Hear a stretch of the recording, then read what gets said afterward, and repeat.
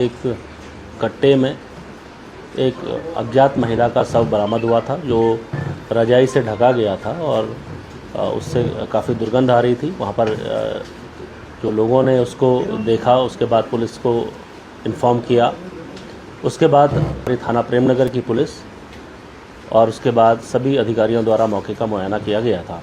मेरे द्वारा भी स्वयं वहाँ निरीक्षण किया गया था। तो ये बात बहुत क्लियर थी कि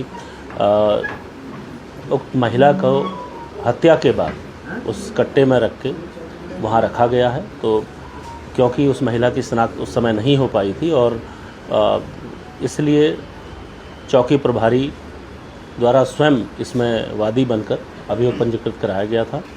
धारा 103 में अभियोग पंजीकृत किया गया था क्योंकि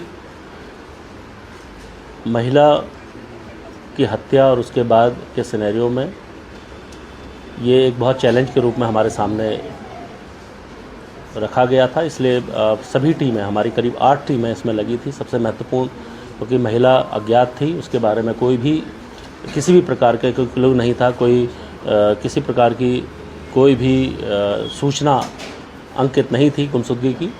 इसलिए मैनुअल पुलिसिंग के तहत करीब 30 कॉलोनियों में जो उसके आसपास 6 किलोमीटर के दायरे में अलग अलग जगह पे जो अवैध रूप से जो कॉलोनियां हैं या जो लोग बाहर से आके वहाँ रह रहे हैं, उनका एक बहुत ही वृहद अभियान एक हमारे द्वारा किया गया था, जिसमें उनके सत्यापन और वेरिफिकेशन की ड्राइव चलाई गई थी। करीब 5000 से ऊपर परिवारों को इसमें चिन्हित किया गया था जो वहाँ रह रहे थे और जो मलिन बस्ती या बाहर से आके यहाँ पर जो रोजी रोटी के लिए लोग लगे हैं, उनकी एक सत्यापन की कार्रवाई की गई थी। इसमें एक महत्वपूर्ण सफलता हमें 19 तारीख को मिली थी, जिसमें उसी के पास में एक कांस वाली कोठरी करके एक जगह है, जहाँ पर ये ज्ञात हुआ था कि एक व्यक्ति जिसका नाम रंजित शर्मा है, वो कुछ दिन पूर्व उसके पास एक महिला आके रुकी थी जो फरवरी माह से उसके साथ रह रही थी और उसको उसने अपनी एक वाइफ के तौर पर बताया था।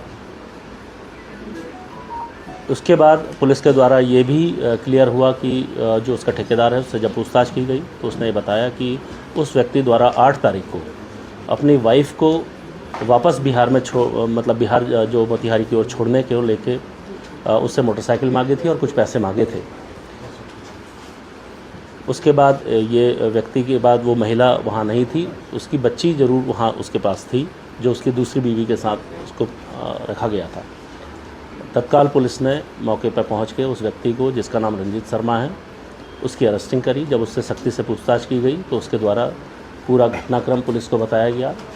यह जो महिला है इसका नाम रूपा है, जिसकी उम्र करीब 30 से 32 वर्ष है और ये जो अभियुक्त है रंजित शर्मा, इसकी पहली वाइफ है और जो इसके साथ इसकी शादी हुई थी।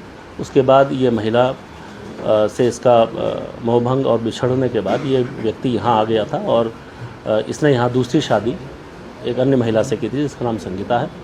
उसके साथ ये यहाँ रह रहा था, लेकिन पिछले फरवरी माह में ये महिला इसके पास दोबारा आ गई और उसके साथ रहने की इससे जिद करने लगी। इसी बात को लेकर इनका मनमुटाव और झगड़ा चल रहा था और 8 तारीख को इसके द्वारा इसकी हत्या की गई और हत्या को छुपाने को इसको कट्टे में डाल के इसे बाला सुंदरी मंदिर परिसर में वहाँ पर रख दिया गया। अभियुक्त पुलिस की हिरासत में है, शीघ्र ही इसकी न्यायिक अभिरक्षा में भेजा जाएगा और इसके विरुद्ध जो भी सख्त कार्रवाई है, जो भी सख्त वैधानिक कार्रवाई है, वो अमल में लाई जाएगी। एक ब्लाइंड मर्डर केस को थाना पुलिस, एसपी सिटी और इनके नेतृत्व में, सर्कल अफसर के नेतृत्व में बहुत ही बेहतर तरीके से इसको खुलासा किया गया। पुलिस ने लगातार मेहनत की। इसमें मैं एसओ प्रेमनगर और चौकी इंचार्ज को बधाई देता हूं, साथ में पूरी टीम को बधाई देता हूं। इनके द्वारा बहुत मेहनत की गई।